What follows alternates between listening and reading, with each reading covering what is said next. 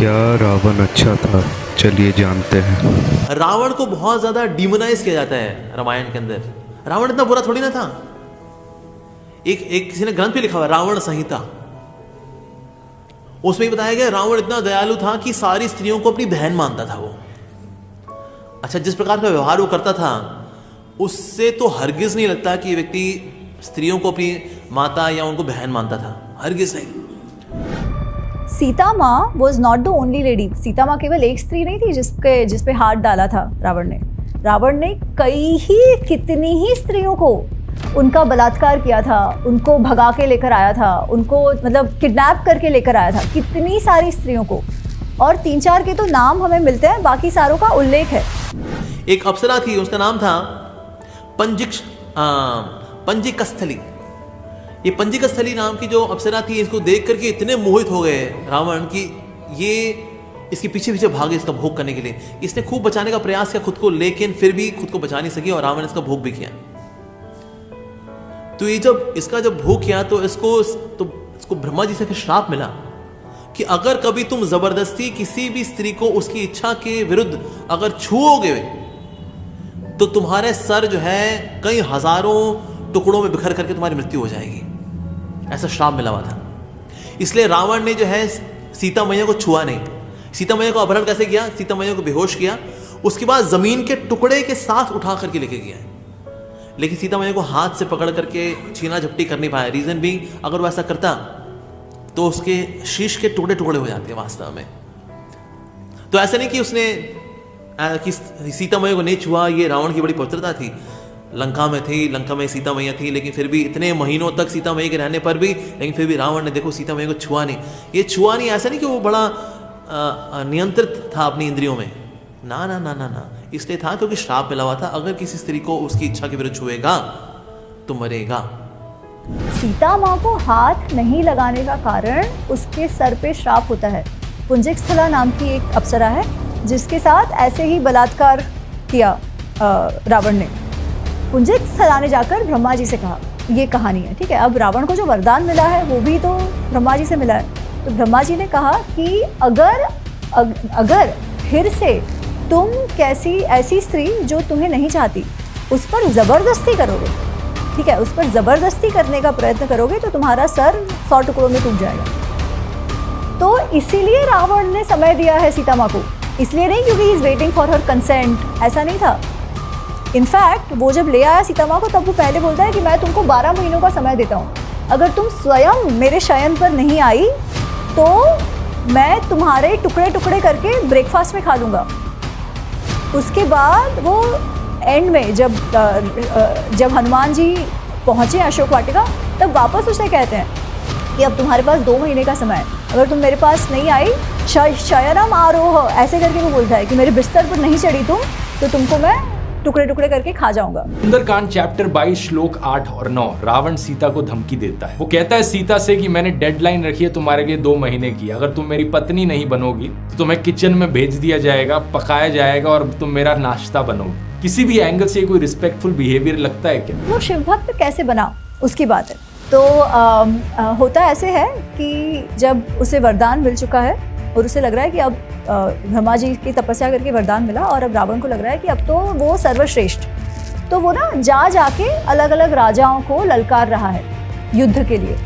किन्हीं को उसने हराया है, किन्हीं से वो हार चुका है, पर उनके साथ फिर वो संधि कर ली है, ठीक है, कि वो जो सहस्त्रबाहु और कार्तवीर्य अर्जुन वगैरह उनके साथ संधि कर ली है। वाली ने उसे हरा दिया था तो वाली के साथ भी संधि कर ली, पर बहुतों को हराया। ऐसे ही जब वो निकला था सबको चुनौती देते हुए, तब वो कैलाश पहुंच जाता है। अब कैलाश जब पहुंचता है तो पहले तो कुबेर को हराता है, ठीक है, कुबेर के साथ झगड़ा मोड़ लेता है, उनको हराता है और फिर वो घूम रहा है कैलाश में। तो नंदी जी कहते हैं कि तुम यहाँ नहीं आ सकते, ये तो शिव जी का क्रीड़ा स्थल है, तो तुम यहाँ नहीं आ सकते, तुम यहाँ पाँव नहीं रख सकते। तो रावण कहता है को अयम शिव, शिव कौन है, शिव कहाँ के है, मुझे कौन होते हो तुम रोकने वाले, और वो भी शिव के लिए। अब शिव तुम्हारे देखेंगे कि मैं कैसे यहाँ पर आ ही जाऊँगा, तो वो कि मैं कैसे इस पर्वत को ही उठा लूँगा, ठीक है, कि तुम मुझे आने से रोक रहे हो, मैं तो इस पर्वत को ही उठा लूँगा। और वो कैलाश की चोटी को उठाने का प्रयत्न करता है, ठीक है, बट शिवजी तो शिवजी है, तो शिव जी बस लीला में अपनी मस्ती में अपना एक जो अंगूठा है पैर का उसे दबा देते हैं धरती पर, और उसके कारण रावण के जो हाथ है वो हमको कहा गया है कि वो दब जाते हैं इसके नीचे, इसलिए वो जोर जोर से चिल्लाने लगता है, बहुत ही जोर से, इतना जोर जोर से वो रोता है, चिल्लाता है कि दुनिया के जो लोग हैं, विश्व के जो सारे जीव हैं वो डर जाते हैं और वो भी चिल्लम चिल्ली शुरू कर देते हैं। ठीक है, वो कई बार पता है रात को वो कुत्ते भौंक रहे होते हैं वैसे जोर जोर से, तो उसके कारण उसका नाम रावण हुआ, नहीं तो उसका नाम दशग्रीव होता था। तो फिर इवेंचुअली उसके कुछ मंत्री बोलते हैं कि अरे आपका एक ही छुटकारा है कि आप शिव जी की स्तुति करो। तो फिर वो शिव जी को अपीस करने में लग जाता है और फिर शिव जी तो भोले हैं, वो फिर मान जाते हैं और उसे छोड़ देते हैं और उसे कहते हैं कि अब तुम्हारा नाम भी तुम रावण के नाम से जाने जाओ। शिव स्तोत्रम उसने वही बनाई थी। तो ये जो शिव तांडव स्तोत्रम वो उन्होंने बनाई थी कि नहीं, इसका कोई भी प्रूफ नहीं है कहीं पर भी। वाल्मीकि रामायण में या इवन शिव पुराण में शिव तांडव स्तोत्र नहीं है।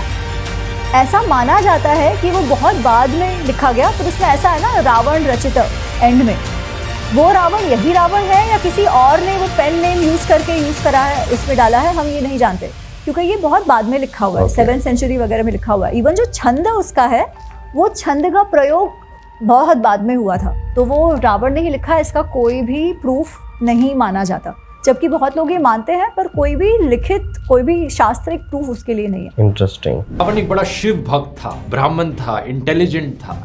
तो मैं कहूंगा दोस्तों इन पेंटिंग्स को देखिए, है नहीं कितनी सुंदर पेंटिंग्स। क्या आप जानते हैं इन सुंदर पेंटिंग्स को किसने बनाया है? इन्हें बनाया है एडोल्फ हिटलर ने। क्या आप जानते हैं वो एक बड़ा स्किल्ड पेंटर था। अब क्या इसका मतलब ये हुआ क्योंकि वो एक स्किल्ड पेंटर था आप उसे रिस्पेक्ट देना शुरू कर देंगे? सेम थिंग रावण के लिए भी एप्लीकेबल है। रावण चाहे कितना भी पावरफुल था, कितना भी टैलेंटेड था, कितने भी उसे वेद पुराण आते हैं, जो उसने सीता का अपहरण करके क्राइम किया था वो कम बुरा नहीं होता। पर उसके बाद भी अगर शिव पुराण की आप उनकी घटनाएं देखो ना, तो वो एक वो ऑब्सेसिव प्रेमी नहीं होता कि भाई आप नहीं मेरी बात मानोगे तो मैं ये कर दूंगा, आप मेरी नहीं बात मानोगे तो वैसे हाँ सर काट दूंगा, ये तो वो ऑब्सेशन है भक्ति से ज्यादा। भक्ति क्या होता है? भक्ति सरेंडर है। भक्ति ये है कि भाई आप समर्पण कर दो अपने आप को, वो चाहते हैं वैसा आप करो, अपनी बात उनसे जबरदस्ती मनवाओ, ऐसा नहीं होता है ना। तो उसकी भक्ति जो है वो भी तामसिक है, उसकी महिमा मंडन करने की आवश्यकता नहीं है। जो कृष्ण तो कहते हैं भक्ति में भी सात्विक राजसिक तामसिक है, कि वो भक्ति भी तामसिक है जिसको आप ऐसे पागलों के जैसे ऑब्सेशन बना देते हो। क्यों? केवल अपने स्वार्थ के लिए ना, क्योंकि मैं चाहता हूँ, शिव जी चाहे या ना चाहे कोई फर्क नहीं पड़ता, मैं चाहता हूँ ना मेरे पास आए। आप सोचो जिसको हमने इतना बड़ा शिव भक्त हम मानते हैं, तो ये कारण है। लेकिन रावण एक शिव भक्त था। क्या शिव भक्त होने का मतलब ये हो गया कि जो मर्डर का क्राइम है वो उसके लिए साफ हो जाएगा? कुछ लोग कहते हैं कि रावण एक ब्राह्मण था और ब्राह्मण आदमी जो होते हैं उनके अच्छे संस्कार होते हैं। लेकिन ये किस तरीके के संस्कार हुए औरत को इस तरीके से डिसऑनर करना? ऐसा क्यों है कि कुछ लोग आज के दिन भी लोगों की आइडेंटिटी को देखकर उसे अच्छा या बुरा कहते हैं, ना कि उसके कर्मों को देखकर? हाँ भाई, ये इंसान मेरी कास्ट से है, ये मेरे धर्म को मानता है, मैं जिसकी पूजा करता हूँ ये भी उसकी पूजा करता है, तो इसका मतलब ऑटोमेटिकली ये हो गया कि ये अच्छा इंसान होगा। मुझे नहीं फर्क पड़ता इसने किसी का मर्डर किया हो या कोई गलत काम किया हो, मैं बस आइडेंटिटी देखता हूँ। तो रावण के जो गुनाह है वो कई गुना ज्यादा बढ़ जाते हैं। रावण ने अपने हाफ ब्रदर कुबेर पर हमला किया और लंका और पुष्पक विमान उनसे छीना। फिर रावण ने कुबेर के पीस मैसेंजर को मारा और राक्षसों ने उसकी डेड बॉडी को खाया। रावण वहां गया जहां राजा मारुत यज्ञ करने लग रहे थे और वहां पे साधुओं को मारा और उनका खून पिया। उत्तरकांड सर्ग 18 श्लोक 20। तो इन सब से हमें देखने को मिलता है कि रावण ना सिर्फ एक ऐसा राक्षस था जो मर्डरर था, रॉबर था, बल्कि एक कैनिबल भी था। तो पॉइंट यहाँ पर ये नहीं है कि रावण एक स्कॉलर, शिव भक्त और ब्राह्मण कैसे हो सकता है। पॉइंट यहाँ पर ये है कि एक स्कॉलर, शिव भक्त और ब्राह्मण भी रावण हो सकता है ना। कि रावण ने तो अपनी बहन के लिए लंका का नाश भी होने दिया, और वो तो फेमिनिस्ट था, वो तो फेमिनिस्ट आइकन था क्योंकि सीता माँ को हाथ भी नहीं लगाया। ठीक है, रामायण में ऐसी कोई बात नहीं आती है। रामायण में उसका कोई कॉन्सेंट या कोई भी फेमिनिज्म दिखता नहीं है। शूर्पणखा रावण से मिलने आती है तो शूर्पणखा कभी नहीं कहती कि मेरा बदला लो। इंस्टेड शूर्पणखा रावण से कहती है कि ये देखो कितनी अच्छी औरत है, कितनी सुंदर औरत है, जिसे आज से पहले कभी नहीं देखा गया है। फिर वो झूठ कहती है रावण से कि उसने एक्चुअली में सीता को लाने की कोशिश करी थी, इसलिए लक्ष्मण ने उसकी नाक काट दी। और वो रावण को परसुएट करने के लिए कहती है कि अगर तुम सीता को अपनी पत्नी बनाना चाहते हो तो राम को जाकर मार दो। तो इन बातों से कहीं भी रिवेंज का इंटेंशन नहीं दिखता। फिर वो बताती है देखो आपको ये भी नहीं पता मेरे साथ क्या हुआ, और वो दिखाती है कि मेरे नाक कान काट दिए। तो फिर रावण पूछता है अच्छा क्या हुआ बताओ। अच्छा अब शूर्पणखा क्या कहती है पता है? शूर्पणखा कहती है मैं घूम रही थी तो घूमते घूमते मैंने देखा कि ये दो युवराज थे, उनकी एक भार्या है। वो भार्या कैसी है, मैंने ना किसी किन्नरी, किसी यक्षी, किसी देवी, किसी को नहीं देखा जो उसके जितनी सुंदर है। अब आप देखिए श्री राम को वो क्या बोल रही थी, कैसे विरूपा भार्या क्यों के साथ तुम क्या कर रहे हो। यहाँ वो कह रही है कि वो इतनी सुंदर है कि इसके जितनी सुंदर स्त्री मैंने देखी ही नहीं है। फिर कहती है उसका वो हर एक अंग का डिस्क्रिप्शन देती है और कहती है कि सीता जिनका आलिंगन कर ले वो तो देवतुल्य हो जाए, ठीक है, वो तो तुम्हारे अनुरूप भार्या है, तव अनुरूपा भार्या अस्ति, ऐसे बोलती है कि वो तो तुम्हारे अनुरूप भार्या है और तुम ही उसके अनुरूप पति हो। इसीलिए मैं तुम्हारी बहन उसे तुम्हारे लिए ले आने का प्रयत्न कर रही थी। तो मैं जब तुम्हारे लिए सीता को ला रही थी तभी मेरे साथ लक्ष्मण ने ये कर दिया। शूर्पणखा को झूठ बोलने की क्या आवश्यकता थी? अगर भाई हो तो रावण जैसा वाली बात होती तो उसका कुरूप चेहरा देखकर तुरंत गुस्सा आ जाता, पर ऐसा तो नहीं हुआ। उसने ऐसा क्यों किया? उसने रावण के मन में कामासक्ति क्यों जगाई? क्योंकि उसे पता था रावण तभी एक्ट करेगा। एग्जैक्टली। तो रावण ने शूर्पणखा की बात, सीता जी का अपहरण शूर्पणखा का बदला लेने नहीं किया था। रावण ने सीता जी का अपहरण स्वयं की कामासक्ति को बुझाने के लिए किया था।